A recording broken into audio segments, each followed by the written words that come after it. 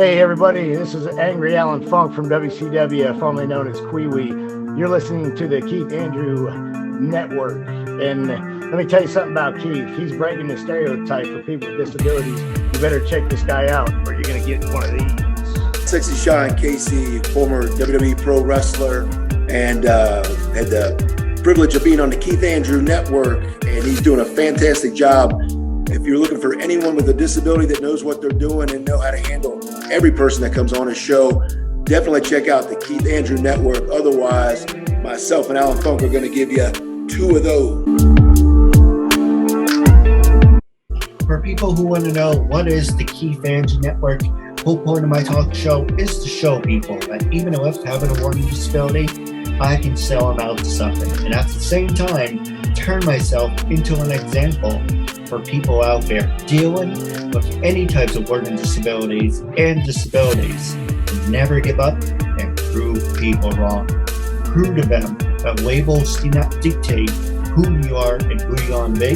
So prove to them, regardless, you can still amount to something. So the following is brought to you by disabilities, hashtag break the labels. That being said, Sean, thank you for being a guest on the show once again. It's a real honor and privilege to sit here and talk to you. And we have a new guest, Allan. So as my new format is, if you're new to the show, you have right away. So Allan, what can you tell our viewers? Sorry, Sean. Oh, no worries. So what can you tell our viewers a little bit about yourself and how you used to work for World Wrestling Entertainment? I got you. Yeah, I've been in the wrestling business since roughly around 1993 or so. A little bit before that, I started training, but I don't really say I was in the wrestling business then. So then I was doing independence in Ohio area. I'm from a small town in Ohio, Alliance, Ohio, not about 4 hours away from Sean, where he's in Cincinnati. So I started doing independence up there. I moved to I wanted to move to Atlanta to get into WCW, so I went through the 3-day trial at the infamous power plant, made it through there. Shortly after that, my fiance at the time, her and I moved to Atlanta. Shortly after that, I got a contract with WCW and wrestled with WCW until Vince McMahon bought WCW in the early 2000s there. They picked up my contract. So that's how I got into WWE. They picked up my contract from WCW. I was training at Les Thatcher School, actually in Cincinnati, where Sean's from. I'm sure he knows Les. WWE set us up there in their developmental territory. We wrestled with the guys from Memphis, Umaga, guys like that. Then we were down in OVW wrestling with John Cena, Batista, Randy Orton, guys like that. And then shortly after that, we all got released, and they put all those guys on TV.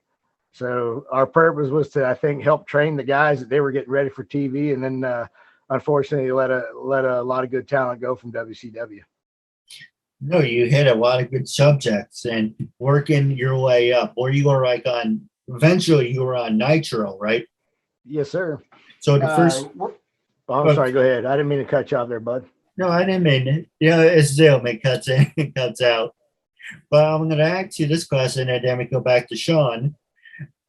Actually, let's go back to Sean first. Actually, where the hell did he disappear to? Oh, he left again. He must be having a bad connection, huh? Pretty much. So now the question I want to ask you is, how did you get to the power plant, work your way up? And I like to know, like, A, B, C. What was your steps from the power plant to working to Monday Nitro?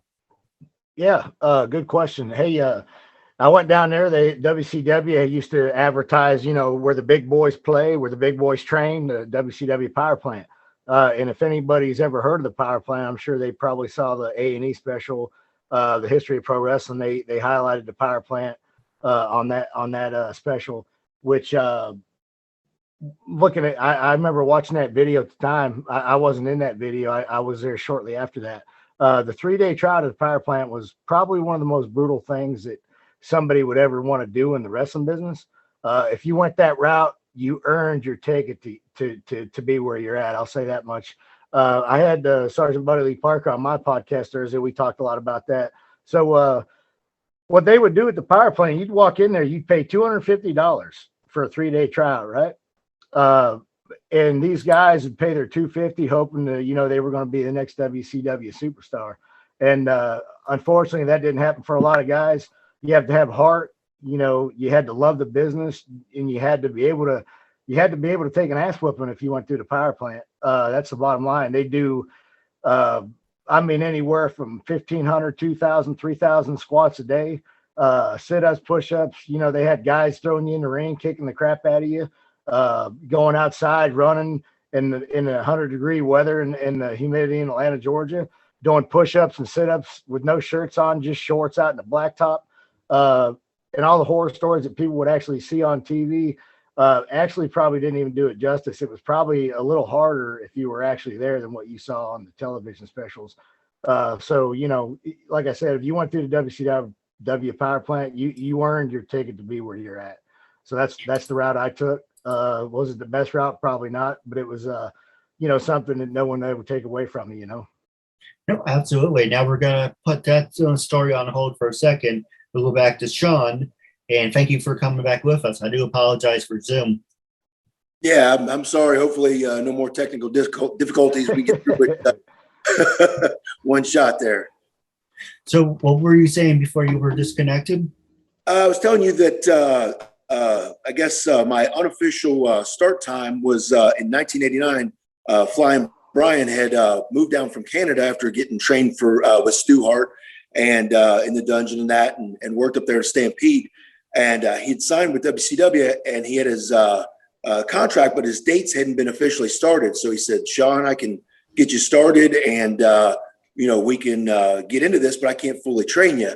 So Brian took me up to the infamous John Perillo that was ran the gym, Perillo's Performance in Cincinnati, and all the Bengals and Reds and that, trained up there. So Brian took me up there and put me through several workouts and drew up a workout program and a diet. And then we did, you know, several different training days in his mom's backyard over in Norwood, Ohio. And, you know, it took decades later, and I never really understood why he was so confident just training in a backyard on, you know, concrete, some grass. And I think we had just this little twin size mattress. And then fast forward years later, and I realized that Stu's dungeon was nothing but amateur style wrestling mats in his basement. So, you know, until we got to that point, you know, he was confident that we didn't need a ring. And, you know, it kind of came full circle to understand that he was already understanding he could only teach me the basics, was all the time that he was going to have. And that was all we would need, was that backyard right there. So that was where it started. And then it was about 3 years later in 1992, finished my training with Charlie Fulton. He left the Monster Factory in New Jersey and went to Marion, Ohio, where he was from, and opened up a school up there. So came through there and finished up the training. And then that was the beginning of my career. No, absolutely. I heard I'm actually on the border of New Jersey. So there was a period in my time where I wanted to be a professional wrestler, but I'm blind as a bat without my glasses, but you can always work around it. You know, if you know the layout of the ring, you can always work around it. And it's all about teamwork and putting on a good show. But the Monster Factory is one of the places I did reach out to. The other one was East Coast Pro Wrestling. Just in case you didn't know about that, they weren't aware of them. I think there was somebody else. There was 3 of them, but the 2 of them, and definitely a Monster Factory. You know, that's where I believe King Kong Bundy or Bam Bam Bigelow actually was there. Was either the Monster Factory or they were in East Coast Pro Wrestling. I know they were from the New Jersey area. Yeah, I think you're right. I think both those guys are Monster Factory guys, but I'm not 100% sure on that, but I believe you're right. Yeah, absolutely. Now going back to Allan, I'm going to hear your point of view as well, Sean, but we left off on Allan's story as he was saying about the power plant. I want to hear A, B, C of how you got to do where you are today. So now, in the point of your story, you're at the power plant. When What was it like to move up, and when were you eventually on Nitro? Yeah, so I got right after I got my contract. We were training a little bit at the power plant. Sarge was helping us out, getting ready for TV. The first match I had was Kevin Nash came down and looked at a couple of guys. He wanted me and Kid Romeo to do a Saturday night match. So we went to Roanoke, Virginia.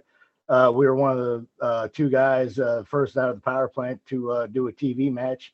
So, they gave us that honor, and, we got to fly down to Virginia. We wrestled twice that night. So back in those days, they did the Saturday night tapings. If you did two matches, you were on for 2 consecutive weeks. If you just did one match, you're only on for 1 week. So you got to wait till 2 weeks later to get back on the other show. So, we were fortunate enough to do 2 matches. Him winning the first one, I won the second one. That kind of started a little feud between me and Kid Romeo. And then from there, me and Mike Sanders started doing some stuff on the WCW Saturday night as a tag team. Mike went on to become the leader of the Natural Born Thrillers. I then got the Kwee character, which was given to me. Vince Russo gave that to me. He saw me in the airport with my hair sticking straight up and thought he had an idea for me. So it kind of got the Kwee character.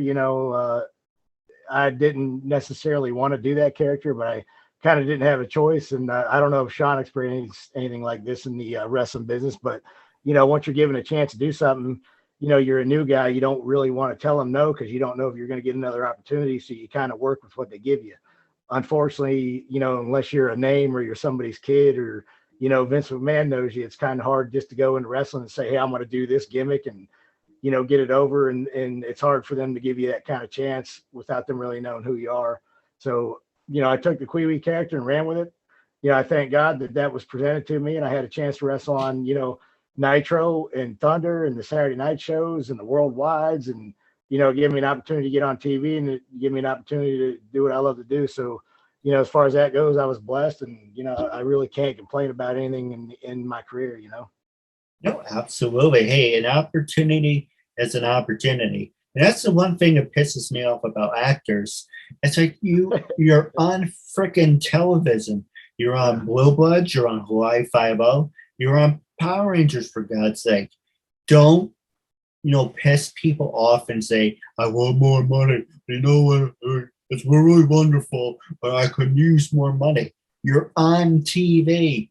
People know who you are. Shut up and be happy. And people say, well, I have to pay my bill. Of course, people have to pay bills, but you don't want to ruin what you have. It's kind of like you have to be smart. Once you ask for more money, they're going to say, well, this person is doing a better job and keeping their mouth shut. Let's give this person, I thought people would call me a mark. Let's give that person a push. And this one's being a giant pain in the ass. It's kind of like, I don't get it. You have what everybody wants to be on TV, and then they go and ruin it because they want more money. Well, unfortunately, Allan is a really good hand in that. And even doing a character that he wasn't really comfortable with or necessarily liked, he was able to make it work and get it over. And that says a lot about guys, because so often guys get stuck in a character and they're almost stuck in a box with it, and they can't do anything because they're so uncomfortable. And that's the difference between goodness and greatness. And hats off to Allan making that work. No, absolutely. Appreciate that, Sean. Hey, if someone said, I have disabilities, that's got to be your character. I mean, yes, you don't want to be labeled for the rest of your life. I know Allan probably doesn't want to be labeled as the Kiwi man for the rest of your life. But if someone gives you a crappy hand, you have to turn it into something. It's like, okay, you gave me this idea, but I'm going to put my own spin on it and make it more presentable, instead of saying, okay, this is the gimmick, and you have to feel miserable about it. So You're absolutely right, Keith, because another good example right there yourself. You could play the victim, and instead you took something that is a minus and turned it into a plus, and you're doing a really good job with all this. No, absolutely. Now, the next question I want to ask you, the same one I asked Allan, what was it like going through the process of beginning and actually being on TV for the WWE? Well, I'll be honest with you. When I got in it, like I said, I trained with Flying Brian 3 years prior to getting fully trained from Charlie Fulton. And I think I was in the business for maybe a month, and Charlie was in with the office and everything there. So he got us booked right away. So it was within a month or so, we did the first ever 40-man Royal Rumble deal that they did. And it was taped in Cincinnati. And then the next night we were in Lexington, Kentucky. So I really, really was humbled come years later by the business, because I thought, wow, this is going to be, a cakewalk. I'm already doing shows for WWF, and boy, was I a slap in the face after that, because reality check after the fantasy world was over, it was like, welcome to the business, kid. It ain't all glitz and glamour. Now you got to put the work in. So it was a very interesting jumpstart and a very interesting road to getting to the point of working for those guys again, because everybody thinks in this business that you get in and then they say, well, why don't you just go to WWE? Well, it ain't like you just call them and say, hey, I'll be in there on Monday. It would be nice, right? Yeah, it would. Yeah. But you really have to earn a spot there, and somebody has to take a liking to you, your ability, your look, if you're charismatic, if you're marketable. And, it's not as easy as a lot of the fans think, that if you're not there, it's because you just didn't feel like going or you didn't make a phone call. You really have to earn that stuff. Now, the other part I want to ask you, because the show is about disabilities, have you worked with, besides me, obviously, thank you, have you guys worked with people with disabilities? And for someone like me who wants to work for the WWE, All Elite Wrestling, Ring of Honor, Impact, what is that look? And do you think people with disabilities like me have a chance? And Sean, I'm going to start off with you. I absolutely do, because in today's era, we have some good things and we got some bad things. But I think the good things are a lot of people are recognized from all walks of life now. And so it's not so much cookie cutter that you have to be this or that. Otherwise, you wouldn't qualify. Now, I think depending on, whatever your abilities are or disabilities, your preferences, all these different things are being noticed. And now it's a chance, I think, that if you do have something like that, it would be showcased now more than ever. Oh, absolutely. And the other part of it is, have you worked with people with disabilities? I've worked with a lot of different things, and we do a lot of different fundraisers for Autism Rocks and things like that. So do a lot of different work with people with disabilities, and it's always a pleasure to work with them, and it's always very heartfelt. What about you, Alan? Yeah, I wasn't sure if you wanted the question directed towards have we ever worked anybody in the ring with disabilities? Is that more what you were or what? Will of both. Well, I mean, I'm not really sure I know, there were a lot of guys that I do know, like Jerry Toot, his name was The Wall, Crowbar. They have, they're heavy stutters. People probably don't realize that when you try to talk to them backstage, it takes a minute. You got to be patient with them. Jerry passed away, but Chris, which is Crowbar, he's still a very good friend of mine. I seen him a few weeks ago, but and he's a very successful man outside of wrestling. He has his own clinic. He's a doctor. He does physical therapy. So he's an example of a guy like yourself that has disabilities and overcome it. But Sean did make a good point, man. Today more than ever, people are recognizing people with disabilities, their preferences sexually, and it's opened a lot of doors for people nowadays, and it's a good thing, I agree, and it's funny enough that a lot of it's I'll say off the air, but Chris was actually going to be on the show. We talked a little bit, but then you were like playing phone tag. But if you can get a hold of him and put a good word in, I really appreciate that. I can tell you this much. I know he's got a real lucrative practice, and he's really busy. Probably not that he didn't want to get back to you. He really is busy 24/7 with his business. No, I wish him the very best. He was nice enough to do actually a shout out for me. Okay. But with the last 5 minutes left, I'm going to pass it over to you guys. Was there anything you want to know? Anything you want to talk about? This is your time, and I have no cards on my sleeves. Hey, Sean, I was going to ask Sean, you remember there was another Sean Casey down in Cincinnati, and he was with me that night at the arena. You remember I introduced you to him? Yeah, I do. I remember that.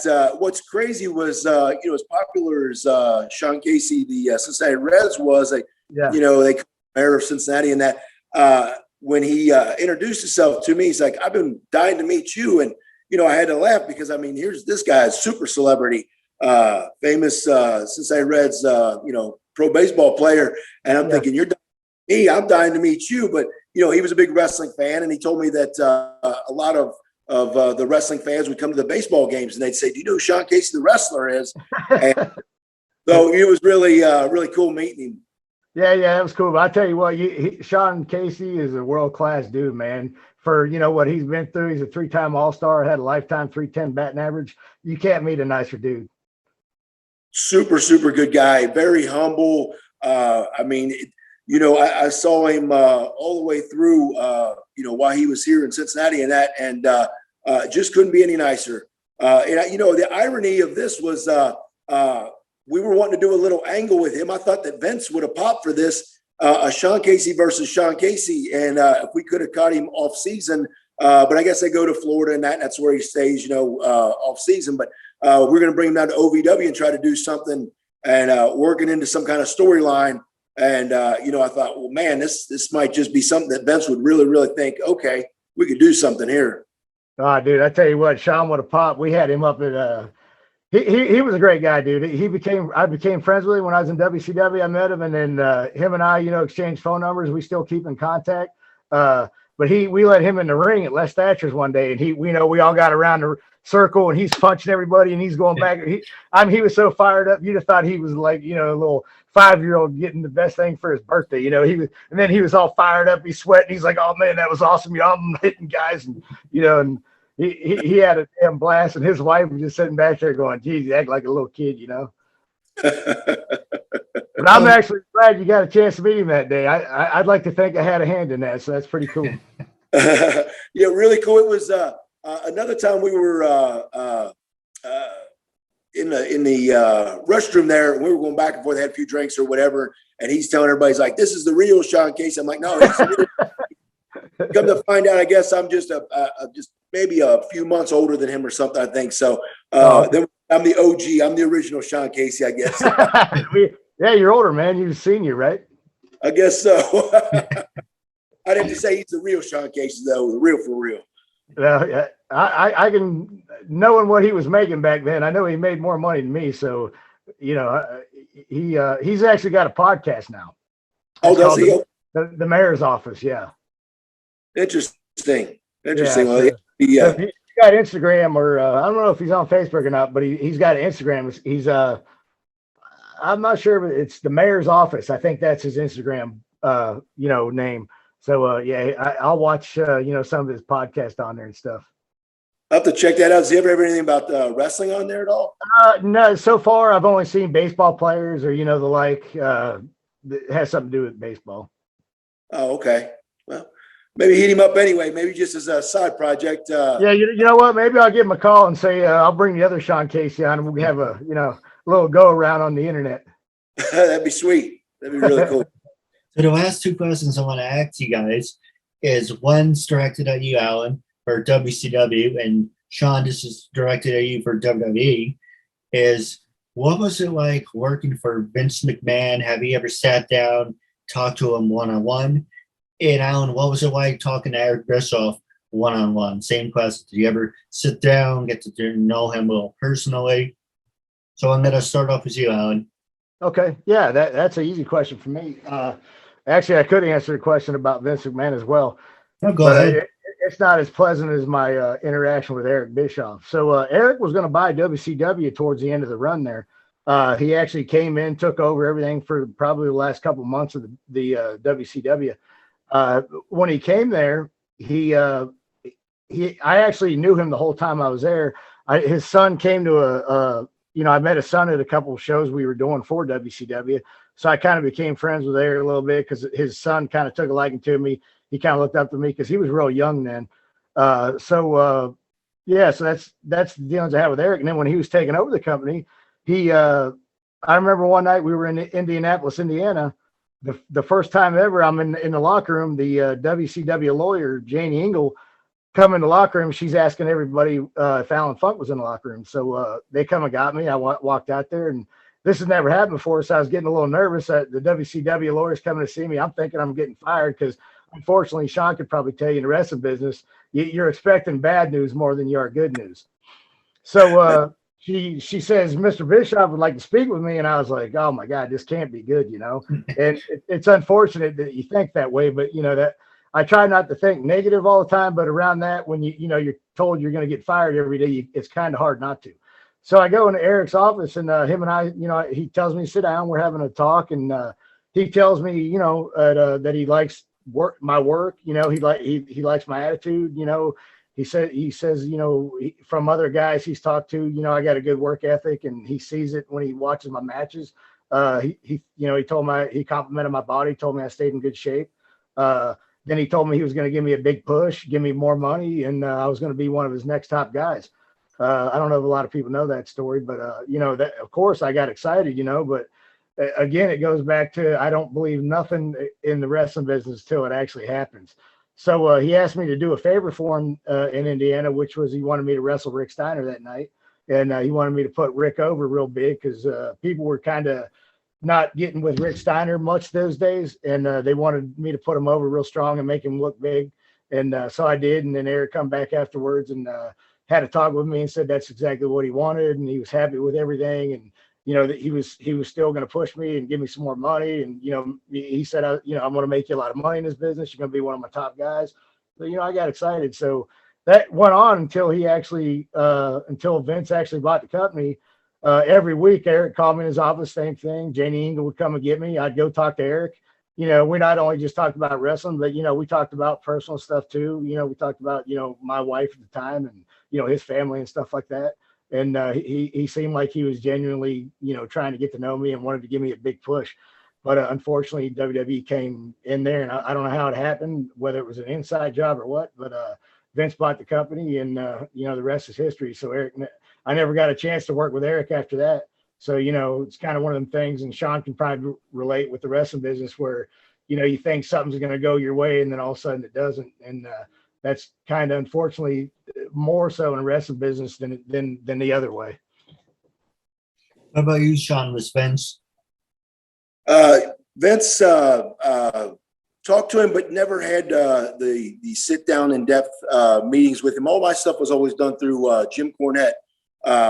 Always represented me and handled everything. And oddly enough, before the WWE stuff was WCW, and Kevin Sullivan, I ended up working with him on Nitro, and same kind of deal that Allan said. He loved me. He was the booker at the time, wanted to give me a character, was going to sign me, and then got fired 2 weeks after. And Terry Taylor came in, had zero interest in me. New booker, new ideas. And so that was it on that. And really got sour in the business. About a year later, got the call and started doing dates starting in Chicago. They did that light heavyweight tournament for WWF. And then 99 was sent down to OVW and was down there with Batista and Lesnar and everything. And still was doing some WWE dates. And then, kind of the same sad story that Allan's talking about. We kind of got lost in the shuffle there when Vince bought out WCW. And they, wasn't sure how they were going to separate the brands when they separated Raw and SmackDown and the ECW brand. And just such a large pool of talent and so many guys that it's kind of like unless you were on the front end of all that stuff, like Lesnar and Cena and Orton and all those guys were down there with us, and you weren't one of Danny Davis's guys, it's almost like you became third string, is so to speak, in the eyes of what they were going to do when they started separating the brands. And, it's kind of like what to do with these guys when we got all these other guys. So that was it. And the rest is history on that one. So lost in the shuffle after that. As far as WWE was concerned, I did a few other things. Years later, I think it was 2016, was blessed and ended up on the Brock Lesnar Eat, Sleep, Conquer, Repeat. We made it on the first disc on the first match on that. So that was a blessing. So, at least still getting a little shout outs here and there. And Cornette had mentioned my name on his podcast. I think it was about a week ago. So, anytime WWE's name is tied to your name, that's always a plus, from where we're coming from. I'm sure Alan feels the same. It's always, one more notch for our name and always puts a smile on our face and lets the fans know, who we are and what we've done in that. So just blessed as far as that goes. Absolutely. I do have a couple questions for you off the air. But wrapping up, I know I asked you guys off the air, hey, if you know any former WWE employees or friends of yours who want to be on the show, and you guys said no. Hopefully they can rethink about it, look at my work, say, this guy, it's legit, he's professional, he knows what he's doing, he doesn't ask any stupid ass questions. My work pretty much speaks for itself. But the biggest thing is I don't pay people, because if I pay people, it takes away from the message. But I would love to have all of them on the show, but somehow it comes down to money. I'm like, what? That's not the point. But we are running over. But I want to make sure our fans like the Keith Andrew Network on Facebook, Twitter, YouTube. Use the hashtag KeithAndrewNetwork. Don't worry, you guys. Instagrams will be on the bottom of the screen. But wrapping up, it was a real honor and privilege having you guys here. And to let you know, next year, June 10th, that's a Friday, and it's going to be at 8 o'clock. 8 o'clock East. So that's about 4 o'clock West. It will be the 9-year anniversary of the Keith Andrew Network, and I would love to have you guys a part of it. Love to. Well, wrapping up, it was a real honor and privilege. And I just want to say, as I always say to my guests, catch you later.